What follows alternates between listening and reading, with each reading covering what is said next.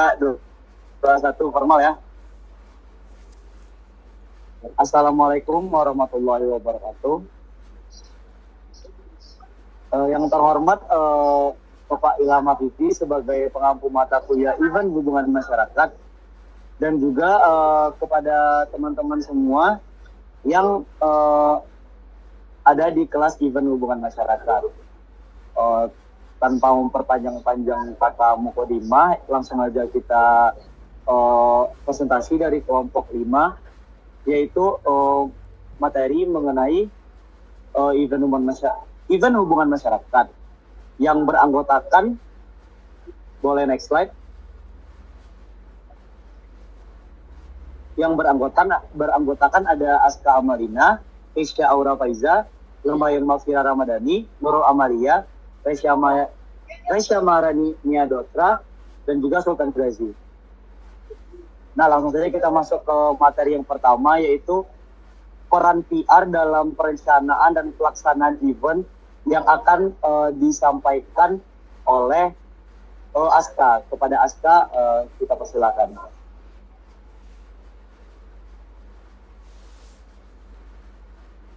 Baiklah, terima kasih kepada moderator. Di sini saya akan memaparkan materi mengenai peran public relations dalam perencanaan dan pelaksanaan event. Seperti yang kita tahu, seorang PR memiliki peran strategis dalam membuat dan melaksanakan sebuah event. PR bertanggung jawab dalam membangun citra positif, menjalin hubungan dengan berbagai pihak, serta memastikan komunikasi yang efektif sebelum, selama, dan setelah event berlangsung. Plan ini sangat krusial untuk memastikan keberhasilan suatu event serta meningkatkan keterlibatan dan kepuasan audiens. Dalam tahap perencanaan event, public relations berperan dalam beberapa aspek utama, yaitu yang pertama adalah identifikasi tujuan event.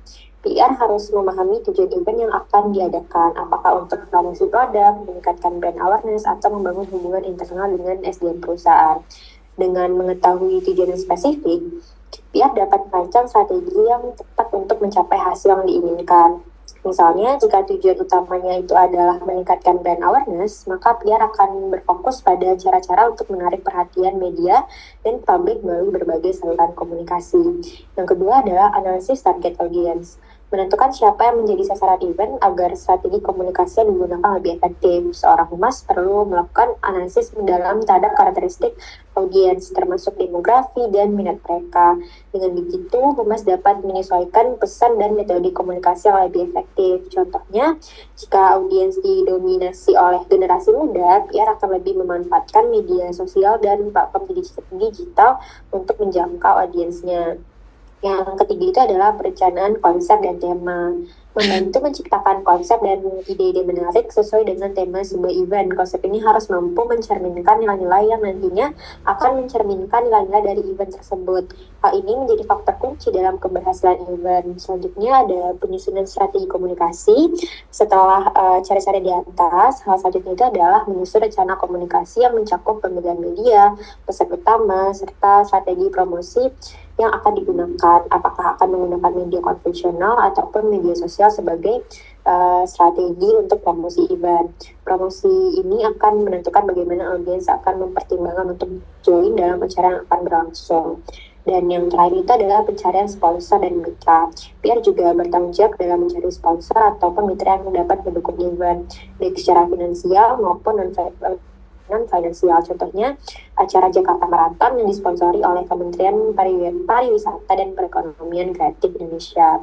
Nah, setelah perencanaan itu, seorang PR juga tidak bisa langsung berlepas tangan karena masih memiliki tugas-tugas utama yang krusial dilakukan pada tahap perencanaan event. Nah, dalam tahap perencanaan ini ada beberapa poin. Yang pertama itu adalah koordinasi dengan stakeholder, pengelolaan media dan publikasi, mengelola influencer dan tamu. Nah, setelah itu juga diperlukannya evaluasi tidak lanjut pasca event. PR bertanggung jawab dalam menganalisis keberhasilan event dengan cara mengukur efektivitas event berdasarkan jumlah peserta, feedback yang diperoleh serta cakupan media, dan terakhir buat penyusunan laporan evaluasi yang mencakup keberhasilan dan kekurangan event sebagai bahan untuk pembelajaran event berikutnya. Sekian materi dari saya kembalikan kepada moderator. Baik, terima kasih kepada Stan sudah memaparkan materinya dengan jelas. Yang untuk selanjutnya itu ada materi tren dan inovasi dalam industri event yang akan disampaikan oleh Raisya. Kepada Raisya, dipersilakan. Baik, terima kasih kepada moderator. Nah, saya akan menjelaskan terkait dengan tren dan inovasi dalam industri event. Bukan hanya kita yang mengikuti tren, tetapi juga industri event juga mengikuti tren dan inovasi tiap tahunnya.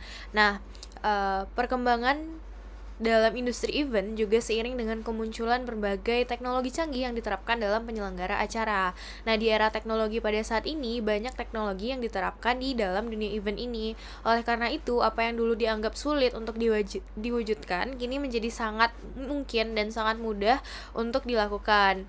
Nah, beberapa elemen yang telah diterapkan dalam acara termasuk perencanaan berbasis teknologi, analisis data, peningkatan spek keamanan, maupun kemudahan dalam pengelolaan operasional dan lain sebagainya.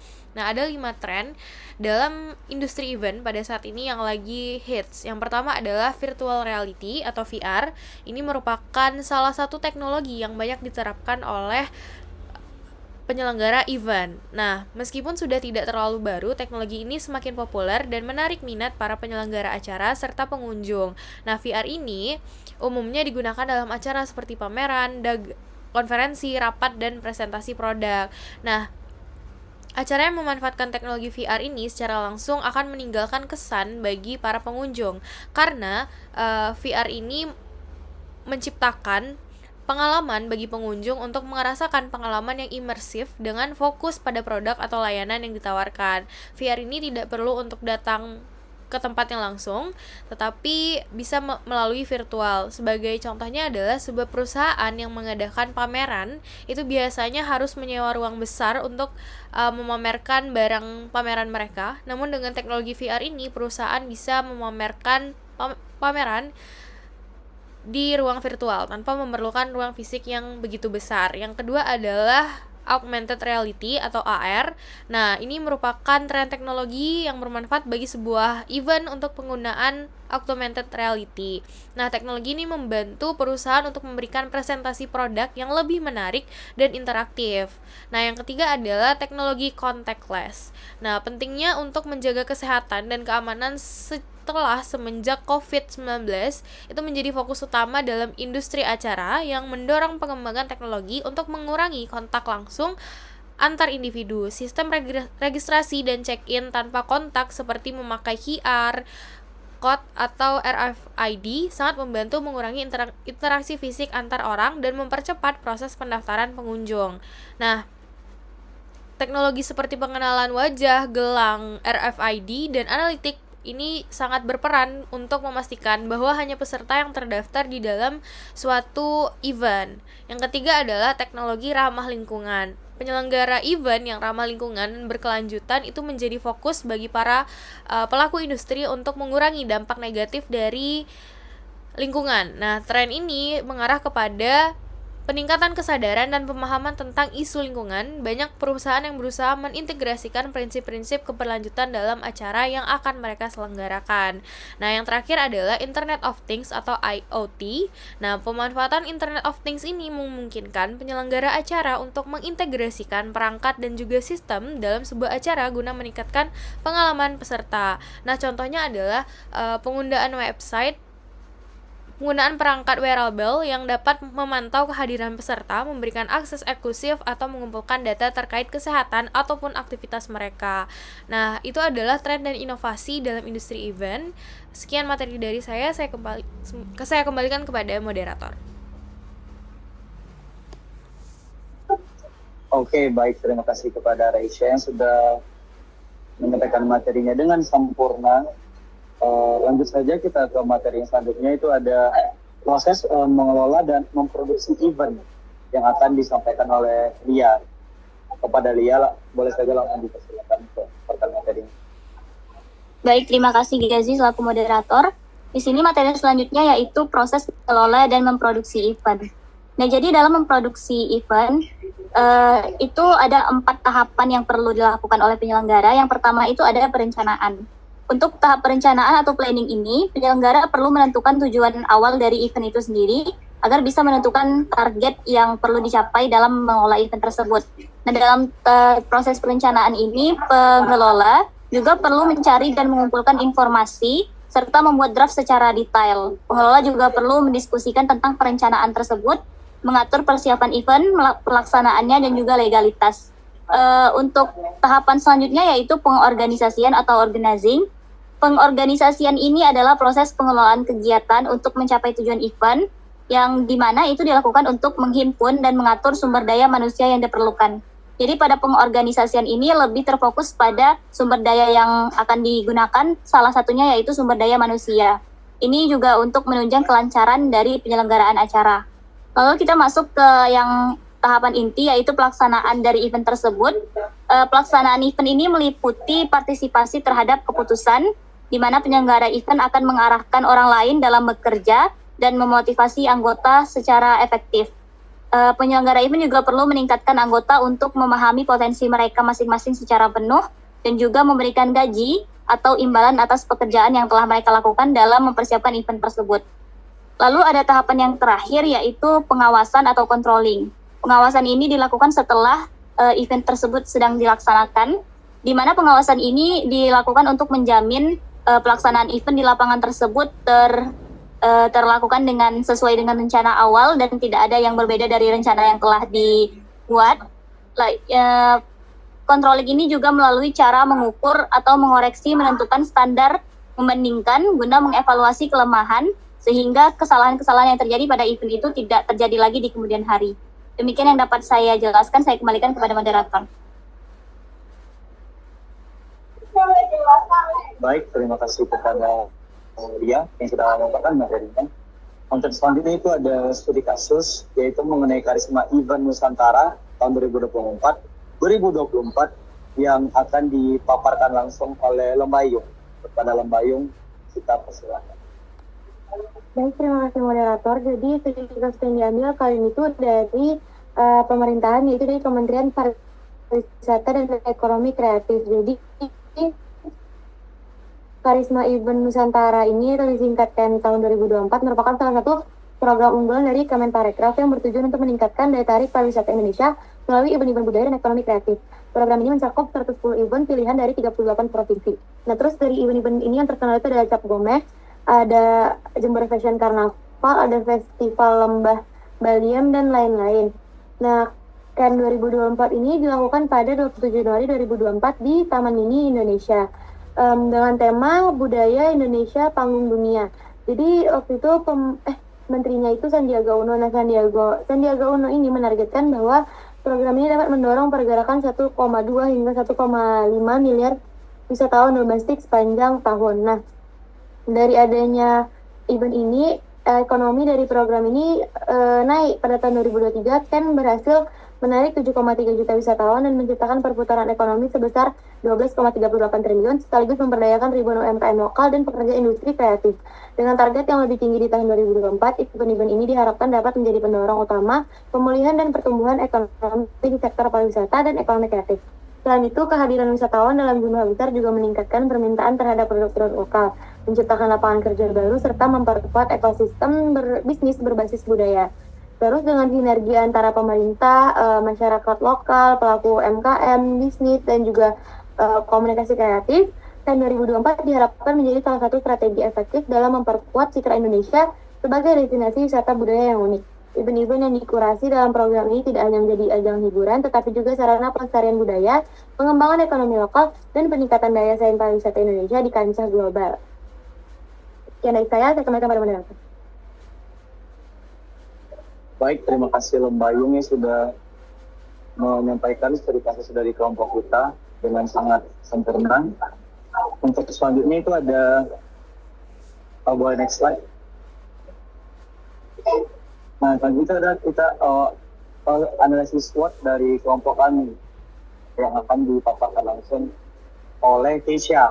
Pada Keisha, langsung saja kita persilakan. Baik, terima kasih kepada moderator.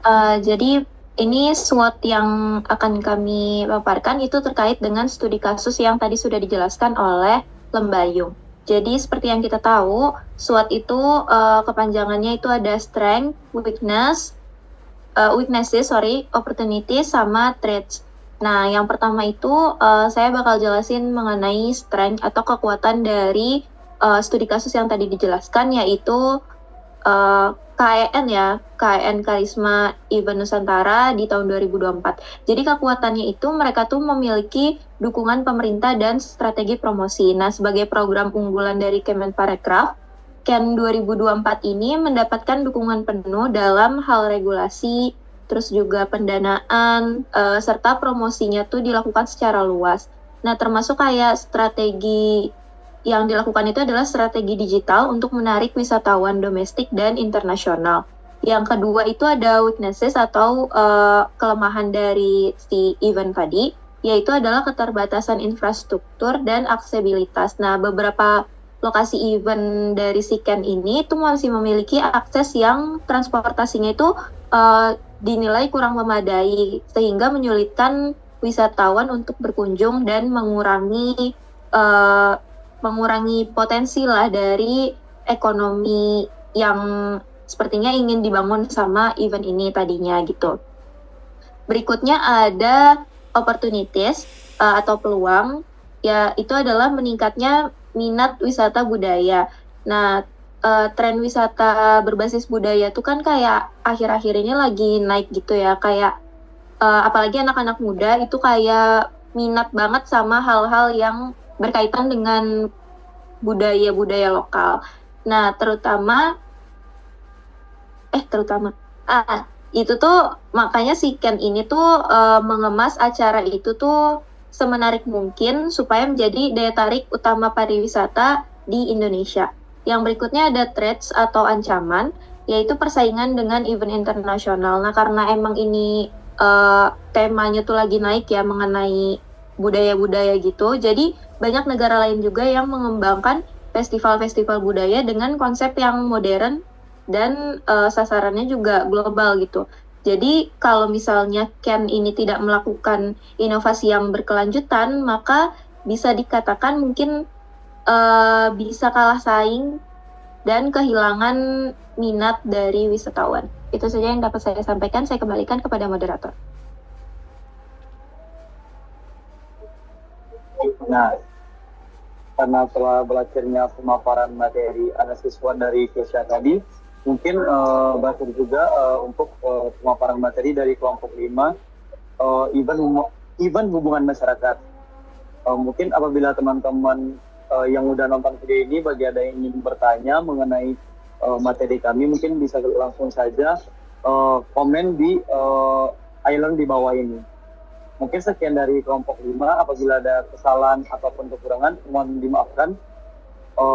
Wassalamualaikum warahmatullahi wabarakatuh.